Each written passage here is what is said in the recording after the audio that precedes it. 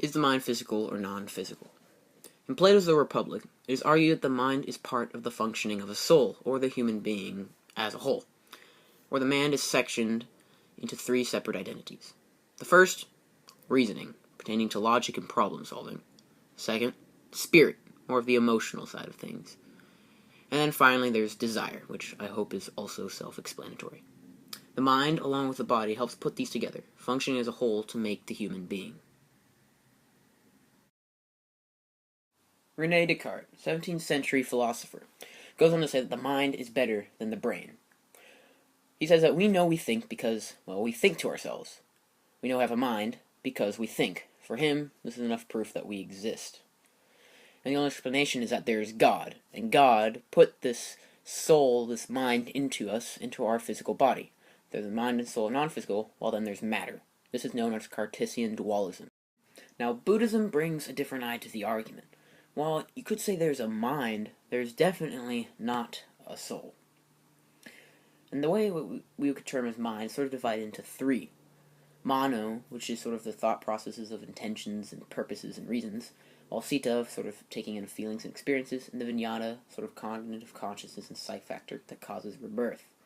Now, there's a Namarupa that sort of defines the whole human being. The Nama, sort of what we could term as mind, sensations, and thoughts, and then Rupa, the material body itself. Now, this cannot survive without the Vijnana. The Vijnana and the Namarupa must need each other to survive. Sorry that you can't see it very well.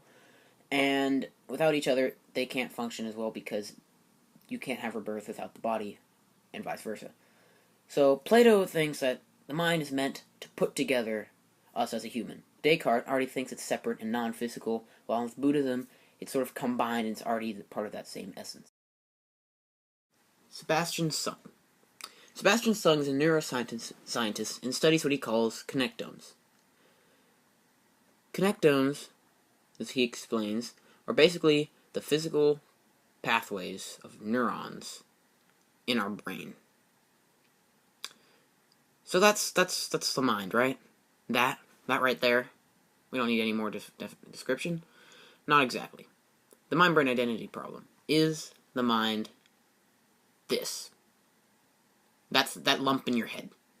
Physical lump right there in your head. Alan Thomas thinks the problem with that question is the is. Philosophers, if you say is, it means identical, like the same thing.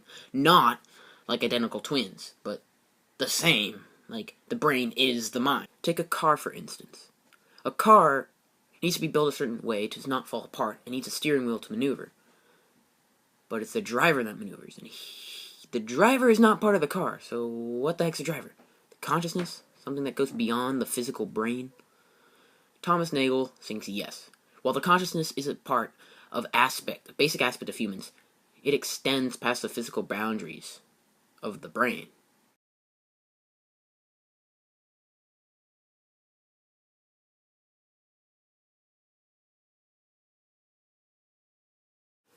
Causal outcomes. What will happen naturally? Baber and Rivas are going to go over causal outcomes and the outcomes of consciousness within our brain. Now, Rivas references William James. He believes that consciousness evolved along with our physical brain, and that as we evolved as humans, and that as our brain evolved, so did the consciousness, to aid the brain. Therefore, the purpose of consciousness is to help our brain. Now, Baber begins to describe events within our brain and within our consciousness. So, he looks at physical events, which you can describe through concrete terms and just actions of the material body, non-physical events, which you can sort of describe abstractly and with, like, emotions or feelings. But the problem is, events is a physical term. So if you describe a non-physical event, you're merely making the accusation that anything that happens non-physically, or within the mind in these terms, following Cartesian dualism, it's just a mere outcome, just an occurrence. Rivas describes this as epiphenomenalism. The brain generates consciousness generates nothing, like a byproduct. So in the evolutionary stage, it doesn't really help the brain, it's just a byproduct of the evolution of the brain, and it doesn't really do anything. Of course, Baber and Rivas really look at this like with weird eyes and just go, what? We have rationalization. I mean, you're conscious of your conscious. You won't run around naked because that's embarrassing. That conscious knowing makes you be conscious of your action and not do it. Now, Rivas also terms parallelism, where there's a physical and a non-physical correlate of everything in the world. And that non-physicality is in the mind, sort of also following Cartesian dualism in a way.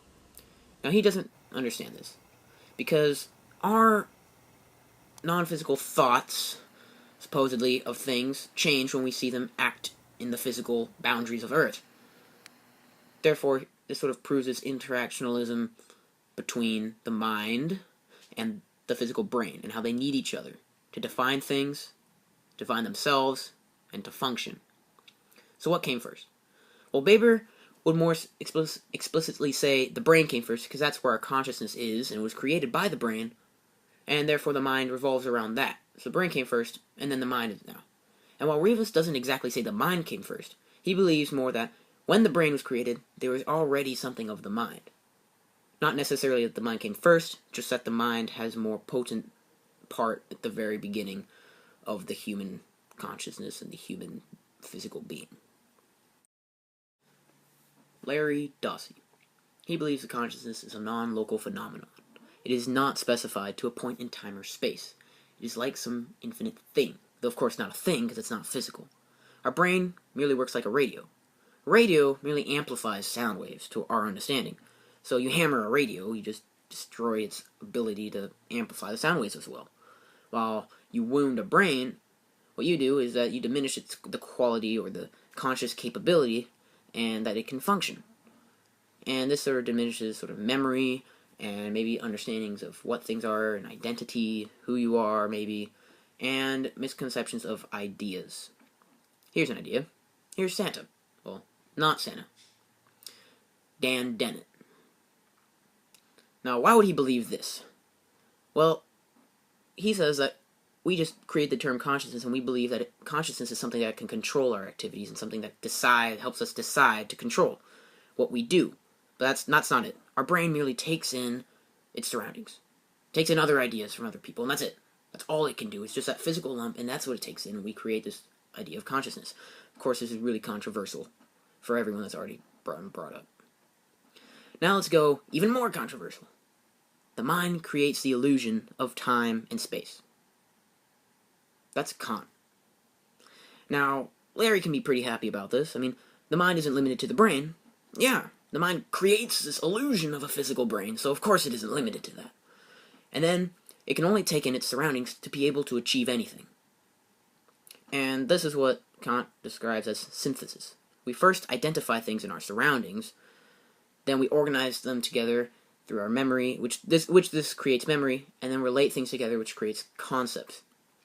Of course, this idea that we identify our surroundings, even though we create that illusion, is confusing. Like this idea of an infinite and non-physical entity, which I can't fully agree with. But for sure, I can agree that for human life to sustain, the brain and mind must work together, at least. And the brain creates consciousness, generates it, and consciousness results in rationality. And that only happens because we take in ideas in our brain. That's all our brain does. So our mind, that rationality part, is of the brain, and can only be limited to the brain. So I guess my answer is, the mind is non-physical. Physical, excuse me. Not non-physical.